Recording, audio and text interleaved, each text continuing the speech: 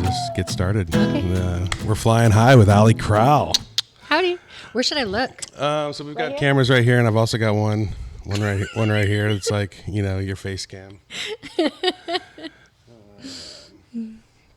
Yeah. So let's jump right into it. I had a few questions I was excited to throw at you. I'm super excited. You're my second guest on the podcast. So. I love that.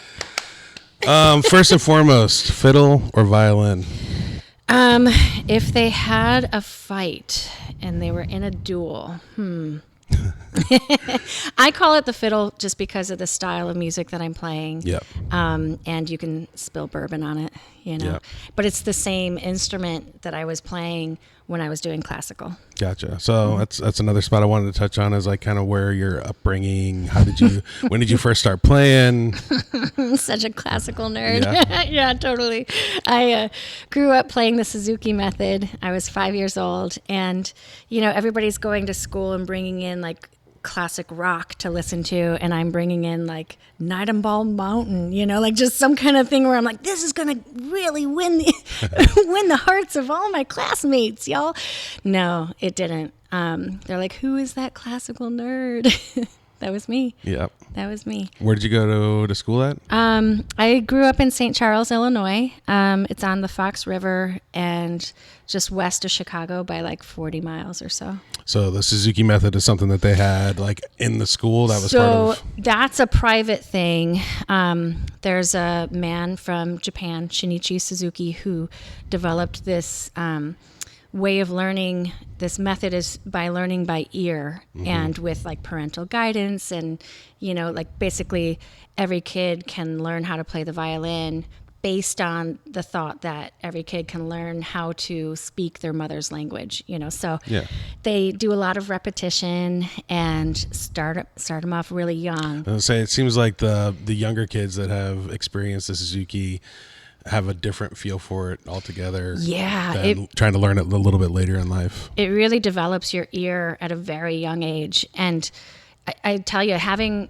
a son of my own, and I've been working with him on oral training, oral skills, since he was a baby, and just doing certain things, and he can match my pitches. I'll sing a couple notes da da, and he sings it right back. And I think the earlier you start to develop that ear, the easier, because for sure. I've had students who are much older, and it just takes a lot longer once you're older, kind of like how it's been taking me 15 years to learn how to speak Spanish. So I wish I learned when I was 5. So Suzuki method early on, then did you have orchestral classes in high school? Tons. Yeah. Okay. I was in all the performing groups, all the orchestras, all the symphonies. I really enjoyed being in pit orchestras, doing musicals. And, I was in lots of competitions and lots of youth symphonies. Band organized competitions through the school, or fiddle competitions? There were some organized stuff through the school. I forget what they called them, district orchestra things. And then there were also violin competitions where you could just, go and play a classical piece. I didn't start doing fiddle until I was in college. And right about the time that I was ditching class to go to the Canopy Club is right when that bluegrass band scooped in there and was in my radar. And who was that? Green Mountain Grass. Okay. Was the name of the band. That was in Champaign-Urbana, Illinois. Okay.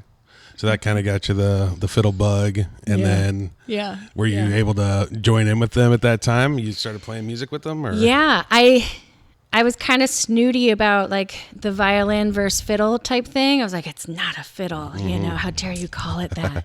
And I was very, very involved in classical music, playing 12 to 14 hours a day, just insane amounts of classical. And gosh, I wish I could play classical music the way I did back then.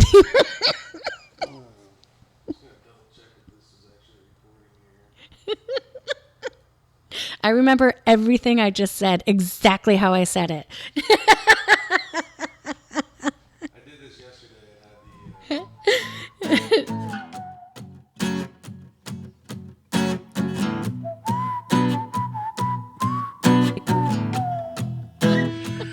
Let's talk a little bit about like mom life and what that's like on the road with kids, or like having a baby and raising a child on the road. Did you do that? Or was, okay. Yeah. Tell me more about that. It, man. Oh gosh. For the longest time, I didn't see myself having kids because I thought motherhood and being on the road really didn't mix, you know, and then I met my sweetie, and that all changes. And at some point I told Yonder, I think we want to have a baby. And they're like, you should. That's great. That's awesome. And I thought I was going to be met with, oh God, are you serious? Now, what does that mean for us? You know, and they were like, do it. Make it happen. Know? And they're just so thoughtful about that. And they really supported me in being able to have that freedom to take a, day off if I needed to. Like I had to sit out on a strings and soul, but that was honestly because my doctors are like, you're not going to Mexico right now. And I'm like, seriously? That's what we live for, is that fast. I don't know.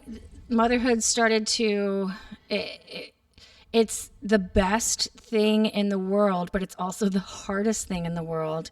I'm saying this to a soon-to-be daddy, so I don't want to scare you. I'm fully aware, and that's probably why I've pushed it off this far. Yeah, I'm going to be 40 in November, and then have my first child after that.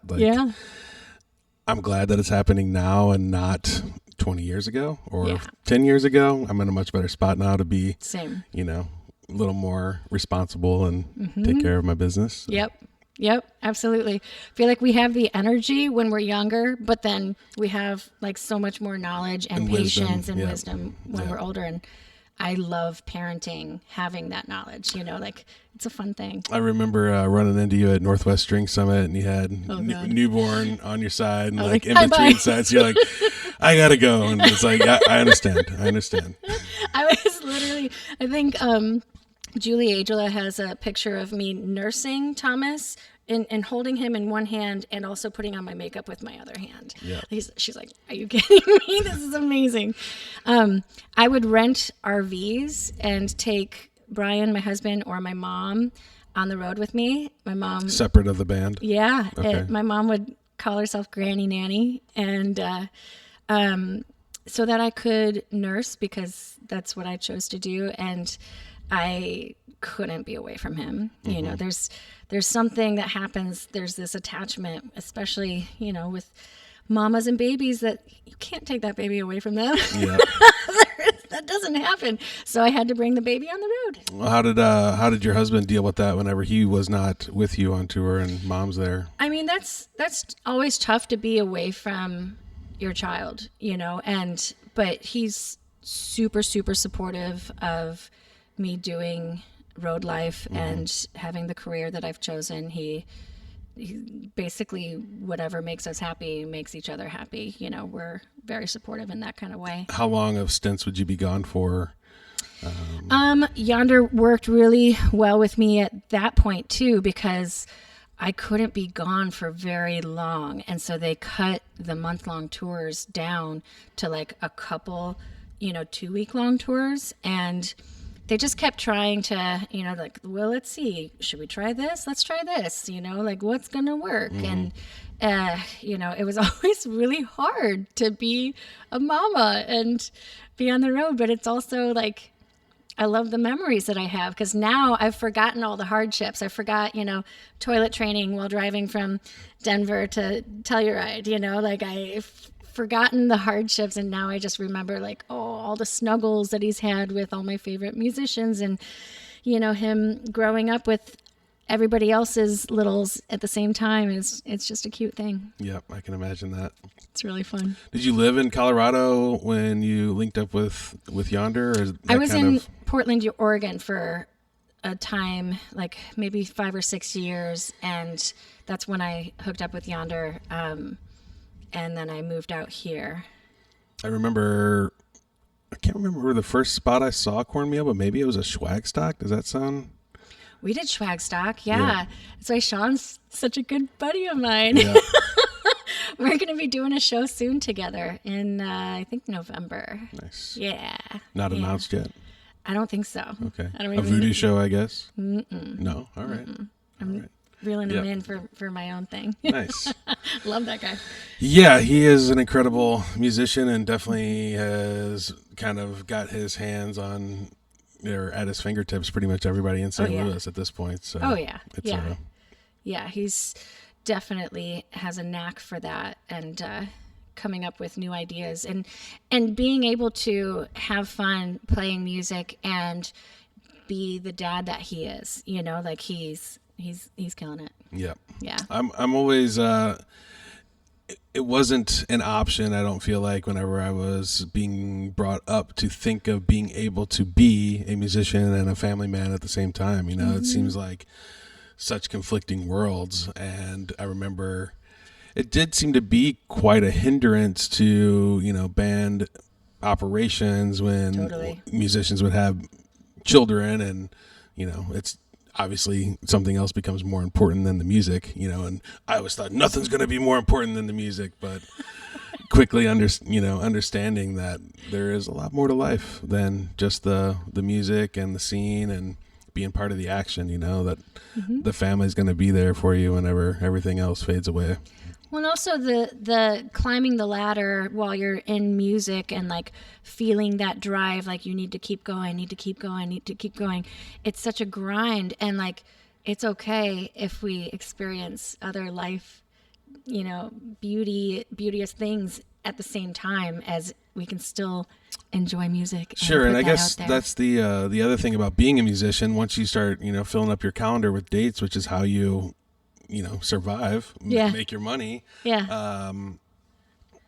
All those holidays and family events that fall on those same dates, you kind of just miss out on a lot of that, at least for me personally. It's like these dates are in cement and there's a lot of people counting on you to be there, but you miss out on a lot of the family stuff that happens. That was one of the biggest reasons why I ended up leaving Yonder in the end, is because like, man, I want to take off for my son's birthday, and they would let me put this out there. They would let me do that, of course. But like I have this weight that I've put on my own shoulders where I'm like, but that means 10 people aren't on the road. And that means how many countless people behind the scenes aren't, making money that weekend, or maybe they are, but they got to like have somebody fill in, and then they got to work through this and that. And it's just like, oh my gosh, just for me to go and be at my friend's wedding, like maybe I don't need to do that. I don't know. It's just, it's a hard thing. It's to balance that. Yeah. I wonder about like time management while you're on the road. You've got your kids, your family there. Obviously you've got sound checks, you've got drive time or fly time to be somewhere. Like, how do you find yourself making sure that there's room for all of that in the day? I would just leave a lot earlier than I thought I needed, because especially like with a little one, like if I had to stop to nurse, or if I had, just like every little stop. And I make fun of my husband for this. He's gonna kill me. Like I've been on the road for so long that I can hold it for so long. Jen Hartswick and I were talking about this the other day. It's like, oh God, we can go forever. It's probably not the healthiest thing in the world. But my husband's like, oh, I gotta stop to pee. And I'm like, dude, we've gone 50 miles, bro. Yeah, we made it from Wally's to Union. Yeah. So, it was a lot nicer when we were in the RV, because we could just, go. Do it. What about like the party scene? Do you ever get into that side of things in your college days and my 20s? Yep. For sure. Yeah. Was it something that you ever struggled with, or was it something you were just able to kind of dabble in? And I think when it comes to addiction with like substances, like I think I've been okay, but I definitely have had my own struggles with depression and anxiety, and I have ADHD. And so all those things are kind of this wonderful tornado if you add alcohol in there or anything in there. It's like, oh, so I have to be careful if I want to keep up with my mental health. You know, I can't be getting too crazy. In my 20s, I think, is when I like just drank so much. And I look back at those times, and a lot of it wasn't actually like, I've never really done much drinking before a show. And I've never done drugs like during a show. Like, I just can't. My fingers don't connect. My left and right hand and my brain, like, it doesn't work. And I know some musicians they can do anything and they're playing better than ever. And I'm like, how do you do that, you magical creature? I can't hang. Yeah. But I think a lot of it in my 20s was like getting back home and then having this, you know, I didn't have the awareness to know that I need time that's quiet after a show to kind of, you know, just decompress. And I wouldn't really give that to myself. And I was just around so many people all the time. And then I would come back home and I'd be like, whoa, this wave, this big whoosh of, oh my gosh, what just happened? and then I'd just go out and, you know, drink until 4:00 in the morning. It was, you know, pretty regular thing. I think my girlfriend Amy and I went out at midnight. We were night owls. Just getting started. Yeah, it was ridiculous. But, you know, that changes as my priorities changed. And I don't know. I love to drink, but I love to like sit down with like a really like beautifully made cocktail and just have like one or two instead of like, woo, let's go. Seeing how many tall boys have bourbon and drink the whole thing. It's like, no, that doesn't really appeal to my. Yeah, I think that's. I mean, I think that all comes with age, you know, and our maturity is like you definitely feel it a lot different. Now than where we were in our 20s. Yeah, you know? Yeah. And just having the wherewithal to know that, okay, this has a domino effect. And so this means I'm going to wake up feeling like this, and then I'm going to do this, and then I'm going to do this, and then I'm going to do this. And it's all things that aren't so good for me. And if I, you know, choose not to go so hard, then I can have the energy to do yoga and do this and meditate and all the stuff that makes me happy. Yeah, that makes a lot of sense. I don't know. Yeah, I still like bourbon. What about, what's your favorite bourbon? Ooh, gosh. I've been drinking Willits a lot lately. I like that. And I say a lot, but I mean, I've had the same bottle in my house for 2 years, but if I'm going to pour a little bit, it might be that. I like Woodford Reserve for like just the regular day-to-day. Mm-hmm. 9 o'clock. Yeah. Yes, time for. I met a guy last week. I wish I had more information on it, but he was telling me they're producing Missouri Highlands bourbon. Okay. Which is like has to be made from all Missouri. Oh, cool. Products. Hopefully get some more information on that and put a little blurb at the bottom of the info sheet. Yeah. What about like sponsored by Missouri Highlands? No, we're definitely sponsored by Kemp. Let's make that clear. Yeah. Let's be clear. What about like teachers and mentors? Did you have any of those growing up, or do you have any of those currently, and like the importance of that? Yeah, it's super, super important. And I think with the Suzuki program, you kind of grow up watching all the kids like who are more advanced than you. You have these group lessons that are weekly, and you know, you kind of line up based on which songs you know, and maybe you know Twinkle Twinkle Little Star, and that's it. And so you play Twinkle Twinkle Little Star, and then you sit and you listen to all these other songs that you're going to eventually learn. And so you look, and you know, it just usually happens where the kids in the back are the older kids, and they're tall and they're advanced, and so you kind of look up to them. And there's a big importance with that, and just having the drive to learn. I've found that now, being a female musician and playing bluegrass and playing in the rock and roll scene and jam band scene, there's been a lot of parents who are like, my daughter is so excited about what you do. And like, it's something that I never grew up watching. I never watched a fiddle player jamming out on stage. Mm-hmm. That's pretty cool. Or let alone a female fiddle player. Right. And as far as teachers go, like all the private lessons teachers that I've had growing up were incredible, absolutely incredible. And I would also go every summer and do like these month-long music camps, and the teachers I would have there are so memorable. And it's like, gosh, the stuff that I would learn so quickly. It's just, that's why I can't remember anything other. I remember melodies and like my private lessons over the years. Like that's it. I don't remember lyrics. I don't remember where I was yesterday. I joke around that. Are you familiar with the song "Uneasy Rider" by the Charlie Daniels Band? But it's a very long storytelling song. And it was one of my dad's favorite songs, and nice. I learned that song. But after I learned it, like computer was jammed. I like needed to delete some files. I still haven't done that yet. It's been like 25 years. Yeah. Once I got that input file, it's jammed up the system. So remembering lyrics, I can still like. It's funny. Lion's mane mushrooms. Are you familiar with this at all? Yeah. So I was experimenting with some capsules of lion's mane mushroom, and I could recall song lyrics that I hadn't sang in 10, 15 years. Like, no kidding. Like, on stage in the heat of the moment. I wonder if that's been helping me, because I take like all kinds of different mushroom supplements, like for my ADHD, so that I'm not taking Adderall. Mm-hmm. It's like there's all kinds of stuff, and then there's sleepy time mushrooms, and there's psychedelic kind of mushrooms, but the lion's mane.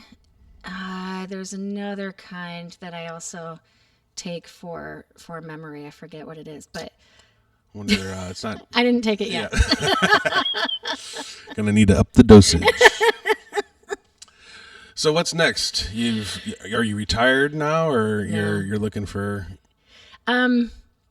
Looking to be more in charge of my schedule, so that, like we talked about earlier, where you don't feel the weight of having a whole entire entity out of work just because you want to take it slower. Sure. I do still want to travel. I do still want to tour, and I'm in a unique position being the fiddle player where I can kind of come in and be like the little cherry on top. The icing on the cake. Yeah. So maybe I could, join a band for a weekend here, or like join a festival and be an artist at large. Hey! And just sit in, It's so funny. In my cornmeal days, I would go to festivals and I would sit in with everybody, and I just did it because we're all friends and it's fun. And then they started paying people to do that now. And I'm like, oh, you could get paid to be an artist at large. Well, that definitely sounds like, the way to go. Be in control of your own destiny as far as where you need to be when, and simplify, be there for your family. And sounds like you got it kind of figured out. I got to figure out how to put together a band. I have like pickers around here, around St. Louis area, whom I love, and I can, play some bluegrass with and stuff like that.